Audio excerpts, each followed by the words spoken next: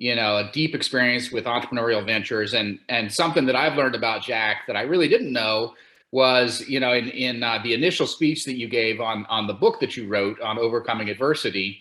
I had no idea about, your whole background and some of the adversity that you had faced, but it's really just an inspirational story on the adversity that everybody is going to face at some point in their life, and really the choices you make in terms of how you're going to face up to the adversity. So we've all got the book, Jack. I think everybody in the company has the book, and you've obviously talked to us a few times, but why don't you take it over from here?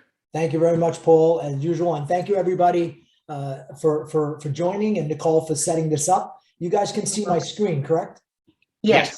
Okay, fantastic. So this we did an introduction, then we did step 1 and 2. This is going to be step 3. I'm going to go through this quite quickly, and then at the end we'll have a little session for questions and time for questions and answers. So this is step 3 of the 6 steps. The mission, just to remind everybody, is the goal here is to enrich lives of others by helping them overcome adversity of any kind, and we have a website called the6steps.com, and we have a blog, and we're going to have other things available. The goal of this is education. So you'll have information, you'll have inspiration with true stories, excuse me, and you'll have practicality. This could be very practical for everyday life. And my ultimate goal is to create some kind of certification for life coaches to help people with adversity.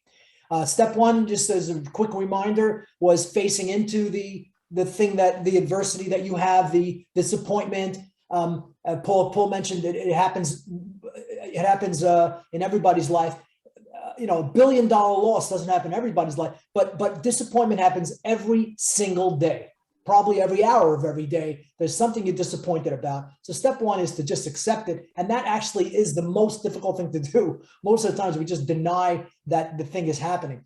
The second step we spoke about last time was letting go of anger and blame and the negative emotions that go along with it. Otherwise you can't move forward. And then we're going up the ladder here to the 6 steps. And today we're going to talk about step 3, which is the hidden benefit of adversity. I just want to adjust my camera here. Sorry. Okay, there we go. So the hidden benefit of adversity. And this is Napoleon Hill. He wrote a bunch of books. One book is called Think and Grow Rich, highly recommended, where he writes every adversity, every failure, every heartache carries within it the seed of an equivalent or greater benefit. And I have to tell you that one mantra, let's say, or line has helped me my entire life. I always think to myself, what is the benefit? What is the lesson in this disappointment? And whenever I remember to do that, it's pretty helpful. And that is what step 3 is all about. It's about learning the lessons. In other words, my partner Rudy would say to me, okay, we just had adversity. We just paid the tuition. Did we learn the lesson? So this cartoon really says it all. There are 3 different doors, right? Department of Lessons Learned, Department of Lessons Relearned, and then departments of, oh God. In other words, the idea here is that, unfortunately, if someone else goes through something bad, right, you can't possibly learn your lesson from that person's adversity. That's the tragic part of this. The only way to actually learn something is if it happens to you. Unfortunately, I mean, hopefully that doesn't have to be the case. But the idea is that all real learning happens within. And just like you can't buy love, you can't buy learning. It doesn't happen in a classroom or in a webinar. You have to kind of internalize it. And that's why step 3 is very, very difficult, because it's this thing that we just continue to make the same mistakes again and again because we can't learn the lessons. Okay, so that's what this webinar is all about, is inspiring you. My goal is to inspire you to find the lessons in everything that goes on, okay, in your lives. So the first thing I'll talk about is, how do you divide the world, right? Benjamin Barber was a political scientist at Rutgers, still is, Rutgers University. He was asked how I divide the world. He says, I don't divide the world into weak and strong, success and failures, extroverted, introverted, et cetera, et cetera. people that hear the inner voice, the people that don't. He says, I divide the world into two sets of people, learners and non-learners. The people that are open to what happens around them, listen, constantly looking to learn. And then there are people that are not looking for the lessons. Another person who, no relation to me, unfortunately for me, is a woman by the name of Carol Dweck. same name as me, different spelling. She's a professor in Stanford University. She wrote a great book called Mindset, highly recommended. I have it. I've read it numerous times. The book Mindset, she breaks up the world into two groups, right? Fixed mindsets and growth mindsets. And in other words, when something bad happens, you get into a car accident, or you fail at something, or you lose your job, how do you respond? Do you say, I'm a loser?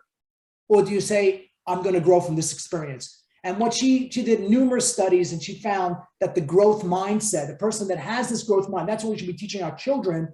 The growth mindset embraces challenges, has more persistence in life, constantly learning, and not afraid and not defensive. And that's what it's all about. That's a different way of looking at it. Excuse me, Jack, I hate to interrupt, but could you let Jennifer and David into the meeting? Oh. They're in the waiting room. Do we really want to do that? Yes. Wait, actually, I'm really sorry, because there's 7 people waiting.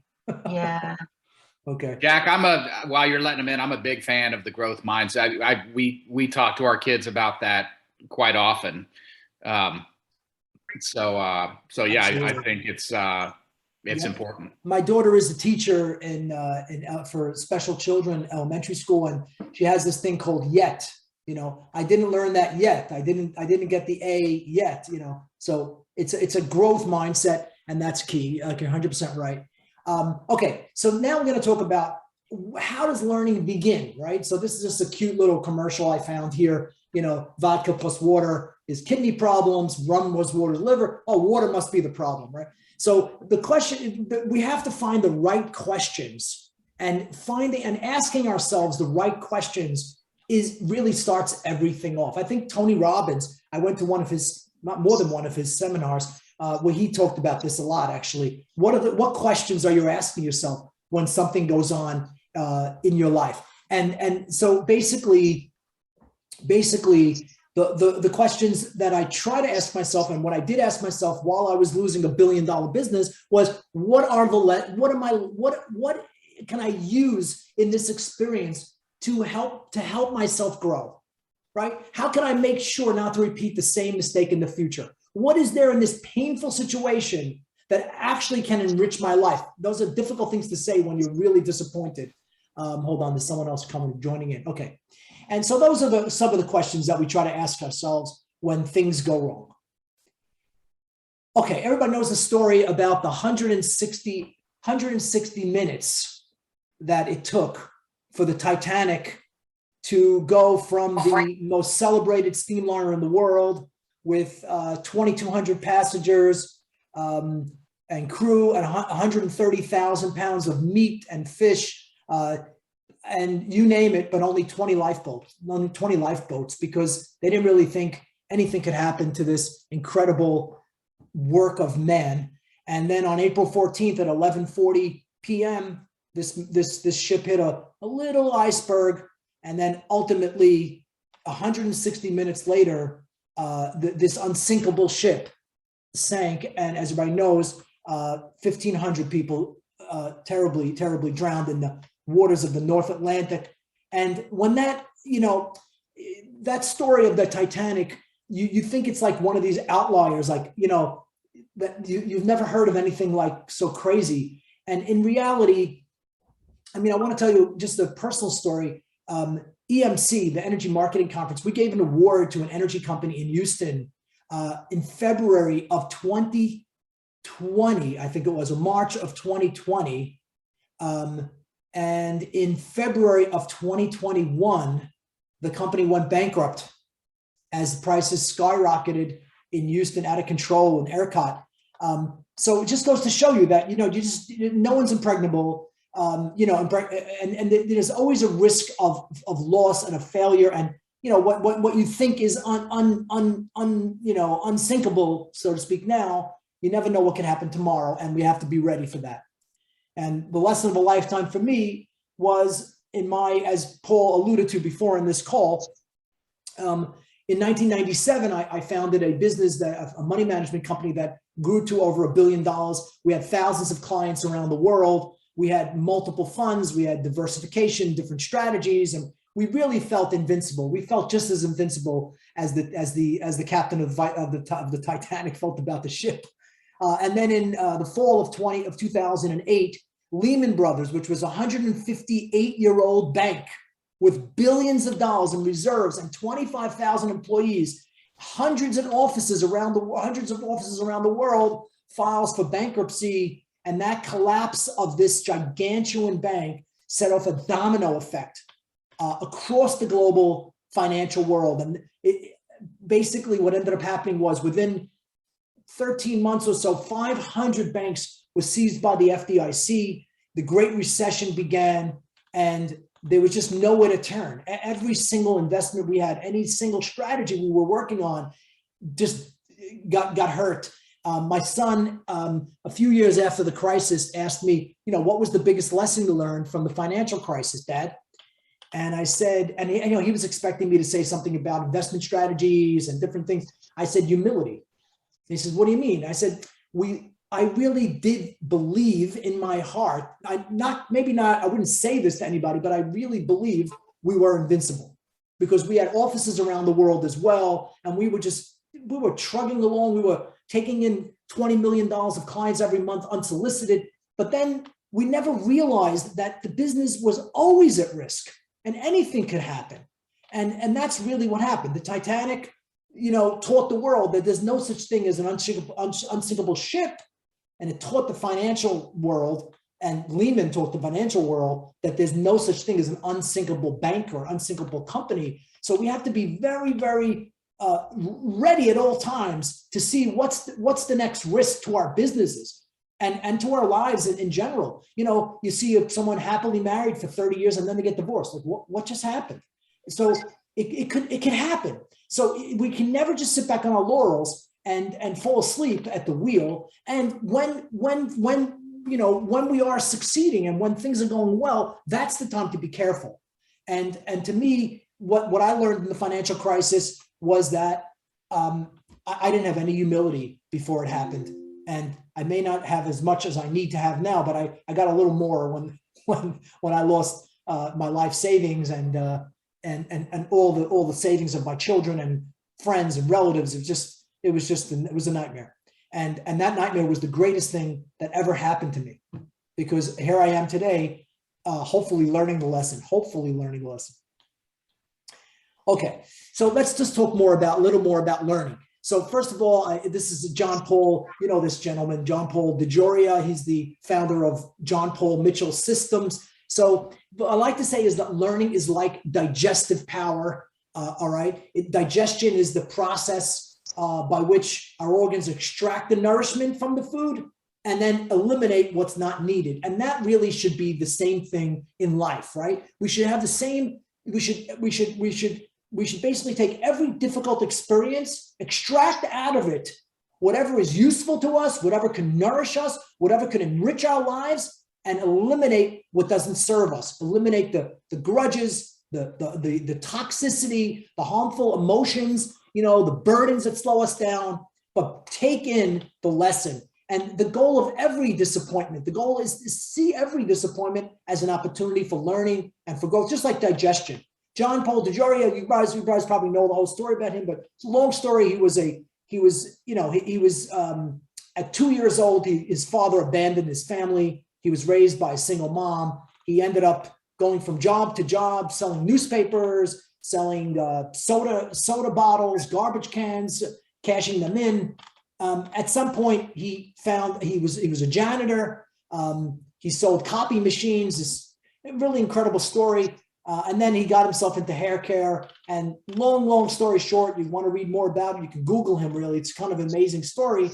He just never gave up. He constantly wanted to take every experience, learn what he can learn from it, and move on. And that's exactly what he did. He took every experience. Eventually he turned his little tiny startup when he was working out of his car when he started up this business, turned into, he took $700, and that's how much he had. And today, of course, that business is billions of dollars, more than 150,000 beauty salons in 87 countries. He also started up a number of other companies, but he's just one example. If you're looking for this, he's one example of someone who took every experience and learned from it. There was a famous psychologist named Alfred Adler. I remember when I was in college, I took psychology when I was a freshie, and they gave us this big fat book, like 900 pages. It was called It was Adler's book. So I didn't really like that gentleman very much because I had to read his book. I'm just joking. But the truth is he had a lot of great statements. One of them was, the most amazing thing about human beings is they can take the power to turn a minus into a plus. Dale Carnegie has a lot of great examples of this. He has a great book, which I will recommend again, another book called How to Stop Worrying and Start Living. Okay, he wrote it, I don't know how many years ago, maybe 50, but it's still a great bestseller. And in the book, he tells a story of a poor farmer in Florida who couldn't plant because his farm couldn't sustain anything but scrubs and snakes and rattlesnakes. So what did he do? He started canning rattlesnake meat. He shipped the poison to laboratories to make anti-venom toxin. He sold the rattlesnake skins to factories to turn them into women's shoes and handbags. He sold the rattlesnake meat to customers all over the world. Tens of thousands of tourists would go and visit his farm. Basically, he turned rattlesnakes into rattlesnake success. And this is one example of turning lemons into lemonade.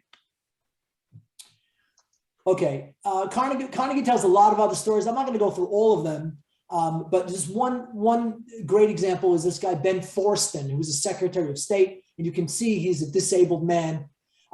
He basically, this man in 14 years claimed to have read more than 1,400 books. He listened to music, and he became interested in politics, and he actually became the Secretary of State for the state of Georgia, paralyzed from the waist down. I'll go to the next slide.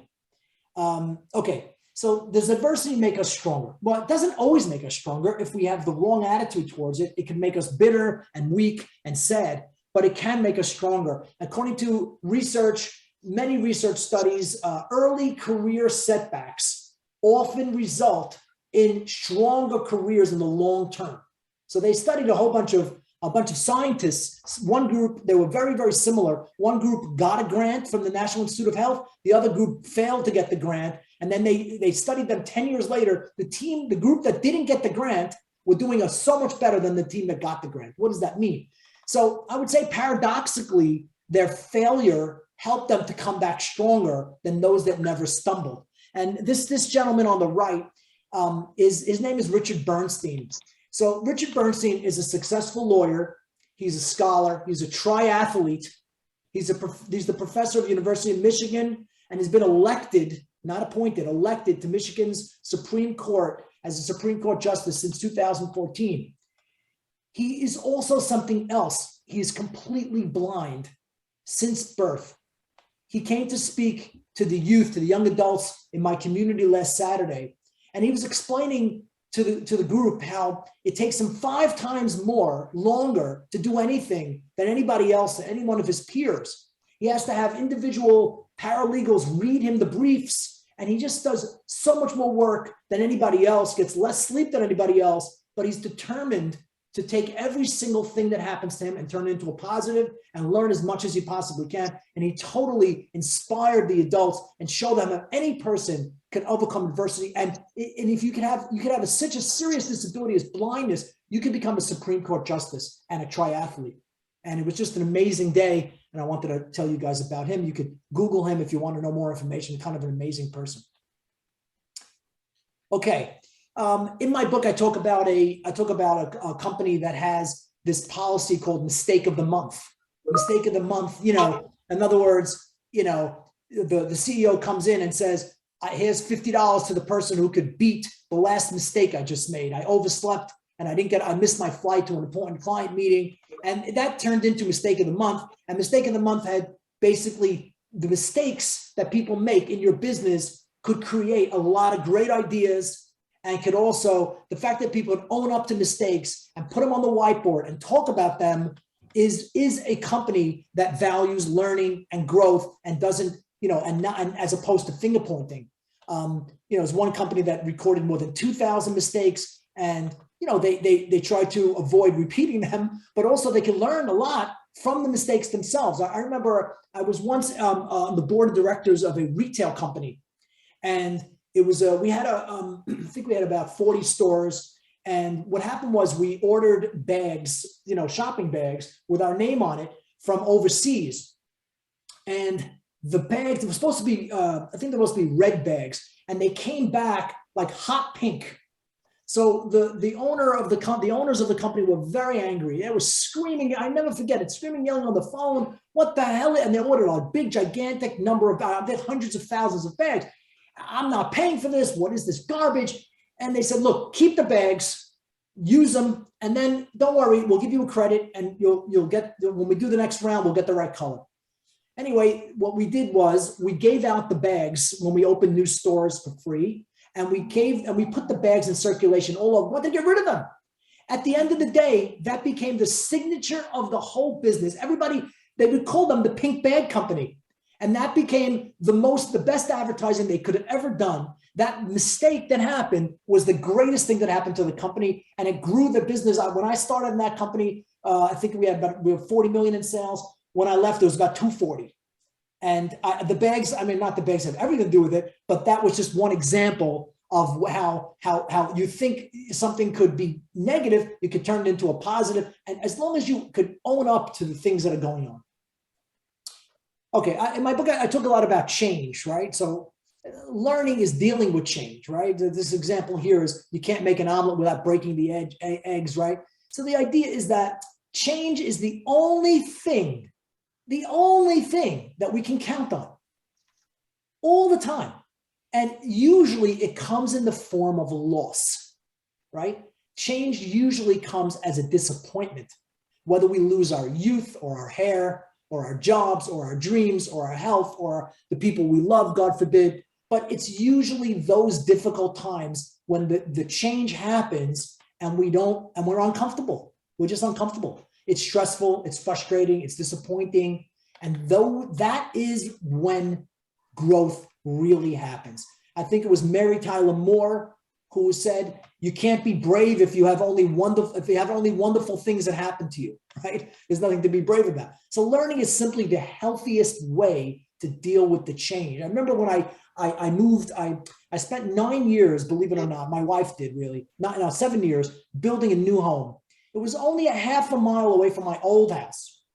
And the day came, finally, we're going to move into the new house, and we movers, and we moved into this gigantic house, and beautiful. I didn't see it before because my wife was dealing with it completely. I was just working, and I brought my pillowcase and my pillow and my sneakers. And anyway, I'm walking into this new house, and I'm like, wow, this is amazing. And my daughter is crying, and I'm saying, what's the matter? She's a young girl, and she said, Dad, what about our old house? I love that old house. I want my old room. Her old room was like 3x2, bunk bed. Her new room is like, 30x20 and, with wall-to-wall closets. What am I doing here? Change is, even if it's something great, may not feel like it's something great. You're always going to feel uncomfortable, and you're always going to feel, in many cases, you're going to feel disappointed. The only way to deal with this is say, okay, what am I learning? All right, this is one more example about change. I just want to mention to you that, even with physical, like the lining of your stomach is replaced every 5 days, right? It takes a month for your skin to be retread. It takes 6 weeks for your liver to turn over. Every year, 98% of all the atoms in the human body have been exchanged. This means every year, your entire body almost is completely replaced with a new one. So change is so built into our natures. It's built into our bodies. It's built into everything. It's the essence of what life is really all about. And that brings me to the dedication of my book. I dedicated my book to my grandmother. Her name was Virginia Sultan. She was born in February of 1916. And she passed away in February on her birthday of 2020. She was 104. And my grandmother was always asked, you know, as a centenarian, she always asked, like, you know, Grandma, we used to call her Grandma V. Grandma V, you know, what's your secret? What's your secret? So she used to always say, think positive. She was in better shape, by the way, than any of us. The funny thing is, she used to go up and down the stairs, you know, to the bedroom, back down to the kitchen, back to the bedroom. So one time I asked my grandmother, Grandma, how do you do it? How do you go up and down the stairs, you know, yourself? I mean, I meant I said without help. And she said, I don't go up and down the stairs without help. I use the banister. So that was my grandmother. So she used to say the secret to life is to think positive. When it's sunny outside, enjoy the sun. When it rains, you know, say it's, you know, we need rain for the flowers, everything's for the best. But it really wasn't only about thinking positive. I believe, you know, she one time in her life, she told me, and this is, I think it's a couple of years after my grandfather passed away. She was a very young woman. She was in her early 50s. She never remarried, by the way. And after he passed away, I was talking to her about stuff, and I said, you know, why don't you think about going out on dates or whatever? And then she said, you can't teach an old dog new tricks. But she never really believed that, because she constantly was turning over, changing, went into different businesses. She used to read a book a week. So she was constantly learning, constantly growing, doing yoga at an advanced age. I mean, you know, stretching, and you know, I believe that the secret to her length of her life and her health, our emotional health, even more than our physical health, is that she didn't hold on to any experience that didn't serve her. She let go, moved on, and was constantly flexible and constantly finding ways to learn. And to me, that's why I dedicated the book in her memory. Okay. All right, in the book, I'm not going to go through all these, but in the book, I talk a lot about people that basically had so much adversity, and they use that adversity to actually become who they become, the successful people that they became.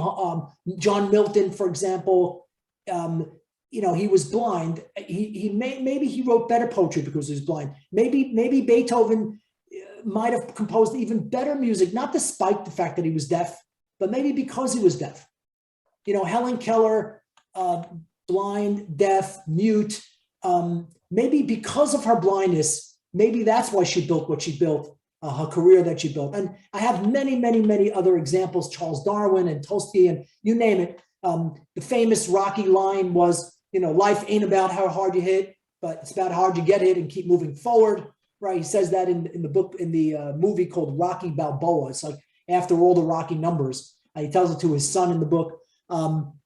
So something called the failure quotient. I learned it's basically instead of looking at your IQ, your intelligence quotient, look at your failure quotient.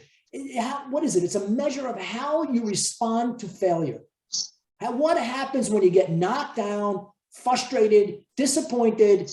What do you do when that happens? To me, that's the whole thing. You know, when you take a heart exam, right, and they test how strong your heart is, it's not really how strong it is, you know, when you're running. It's how long does it take to get back to homeostasis? How long does it take to settle again at your regular pulse? The faster you can settle back again from being out of whack is how strong you really are. And that's what the FQ is all about. And I have dozens and dozens of examples in my book. I won't give you all of them, like I said today, but some of them, this is Dyson. You could do the math. It's basically, he created some, let's just say over 5,000 prototypes that didn't work. Finally, he engineered, you know, a tremendous bagless vacuum cleaner success. Today is over 50 countries, employing 6,000 engineers, 600 patents, multi-billionaire. when I was starting my business a long time ago, I had this sign on my desk. It was framed, and it was about something Michael Jordan said. He actually said it in a commercial for, I don't know what product it was, Nike or something. But basically he says, I missed more than 9,000 shots in my career. I've lost almost 300 games. 26 times I've been trusted to take the game-winning shot and I missed. I failed over and over, and that's why I succeed. So basically, I know he didn't make that up and they gave him a line to read, but the idea is real. And that is we don't succeed because we don't have adversity. We don't succeed. No one goes in a straight line. We succeed because we know how to overcome it. And many, many people have been able to do that. Thomas Edison, I haven't failed. I've just found 10,000 ways that don't work. Walt Disney was what was the Walt Disney thing? He was, I think he was fired by a newspaper. Here it is. He was fired by a newspaper editor because he lacked imagination. Walt Disney and no good ideas. He went bankrupt numerous times before he built Disney World and Disneyland. In fact, the city of Anaheim rejected the park on the grounds that it would only attract riffraff. So you just never know. Carlo Rubbia, this is a Nobel Prize winning physicist. He says, I don't believe I have any special talents. I just have persistence. After the first failure, second failure, third failure, I just keep trying. And Van Gogh, I tell the story in my book about how I went to the Van Gogh Museum in Amsterdam, and I learned that he was only able to sell one single painting during his entire lifetime. And you know who he sold it to, right? His sister, or one of his sister's friends. And he sold it for 400 francs, which today, in today's money, it's about $50. That's what he was able to do in his lifetime. He sold one painting. Did that discourage him from completing 800 paintings? The answer is no. J.K. Rowling, everybody knows what she created, right? Harry Potter. Everybody knows, you probably know the story about how she was just rejected and rejected and rejected, dozens and dozens of publishers. And finally, now we have millions and millions of children and adults. Our lives are enriched from her writing because she didn't give up. Dr. Seuss is another great example, dismissed numerous times. And today he has over 600 million copies sold of his books. Okay, some exercises for step 3. So I would give you some ideas of what you can do for every day, for the next 30 days, right? Look at today's January 20th. You could finish this on February 19th, right? Make a list of all the lessons. One lesson is fine, but how many lessons you've learned each day. Before you go to sleep, what did I learn today? Simple, right? Then think about what previous lessons I've learned that I want to add to that. The next thing to do is make a list of the adversity that you faced today. It could be just stubbing your foot, whatever it is, and what did you learn from it? And then the B of that is think about adversity you had in the past and what you learned from that adversity. I promise you, if you do this every day for 30 days, and let's talk again in 30 days and see how you feel about life and how you feel about adversity, you are basically, like this picture, you are basically strengthening your, let's call it your resilience muscles when you do that. All right. You can do this on your phone and you don't have to share with anyone if you don't want to, but I really truly believe it's a way to exercise this muscle. Other things you could do, you could read stories like I've given you here of people that overcame adversity, what they learned from it. You could put it on your smartphone into the notes section. That's what I was doing. I still do it now. Okay. And just a summary is, look, as we all know, life is full of adversity and pain. That's what life's about. You can't get around it, right?